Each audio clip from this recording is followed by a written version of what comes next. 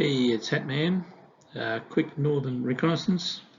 Main reason, to be honest, was just to get out of Perth rain. It's been raining a lot and it's not very nice. So first thing was to go to Gilgerton. Had a lot of rain, so I wanted to see what the mouth of the Moore River looked like when it had a lot of rain. Basically, the water just spills over into the ocean. That's basically what it is. So while I was there, I had a look at the access beach, if there was any. If you have a look down the other side, you can see there's a walkway down, but also there's a bit of a sand road, and that appears to go up to the car park, which is on top of the hill. But if you have a look at the map at whether that car park's accessible, you'll have a look. It comes in there and it's all locked up, so you can't do that. Have a look at the top left.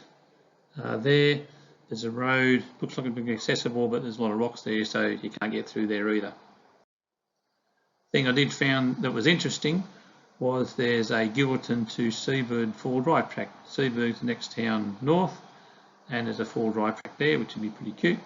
That was up the top left in the box you saw before. Moving further north, found a place called Grey, and it's a settlement of shacks really, and that was about a third of the way from Wedge towards Jurien Bay. Other place looked at north of Grey was Hangover Bay and Kangaroo Point.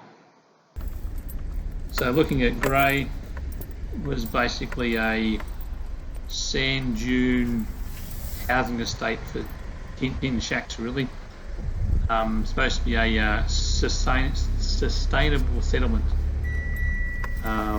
Quite a few people there, and looked like they went to a bit of trouble with their structures. There's quite a lot of them, and if you look at this one coming up, you can see that they've got a water tower, and they've got gas, and they've gone to a fair bit of trouble with the structure, even though they're just tin. And yeah, everything's in the middle of the sand dunes, and it's on the waterfront too. Kept going north to Hangover Bay. See Hangover Bay there, a bit of a barbecue area. Get out onto the beach. The beach, it's not that wide a beach, it's not too bad.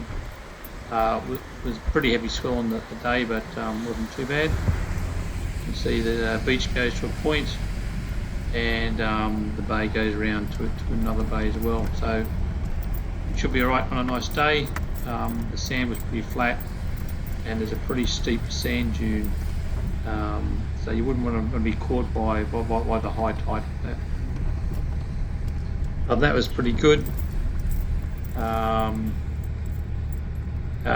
The water wasn't too deep, too fast. Shallow, looked pretty good for swimming, but I didn't go swimming because A, it's the middle of winter, and B, it was pretty rough. But yeah, the bay just continues around the corner. That looked alright. This is Hangover Bay. There was a lot of signs about four-wheel driving. Obviously, a lot of people go there. A lot of advisory signs and things.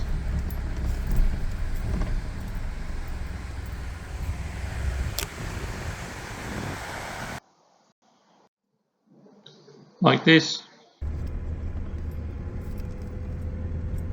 You can see on the right, someone's had to make a pretty sharp turn up that very steep embankment. The other thing I learned coming around here is you really have to remember where you are and how you got in the first place, because you can have trouble trying to find the way out. And I did actually have trouble trying to find the way out on this one.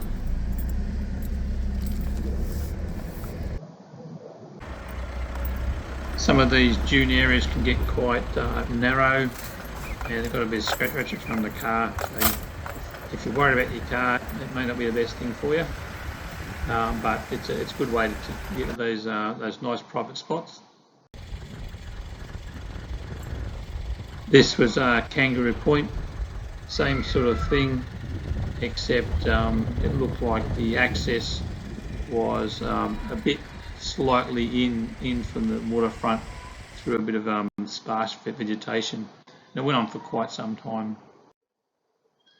Went to Cervantes, surprisingly big place, and this was that lobster shack, specialising in selling seafood, a lot like some of those big seafood places on the water at Fremantle. Look quite nice, family friendly if you've got family, little play areas and that. And when you looked out from the lobster shack over the water, you could see this big sand spit, and you can get to the sand spit along this road, and it's a bit plain and like this. Yeah, it's a pretty big area, pretty easy and accessible. Didn't look too boggy or anything like that. That was basically it. So this was just a quick recon to some places that I hadn't been before. Thanks very much for watching.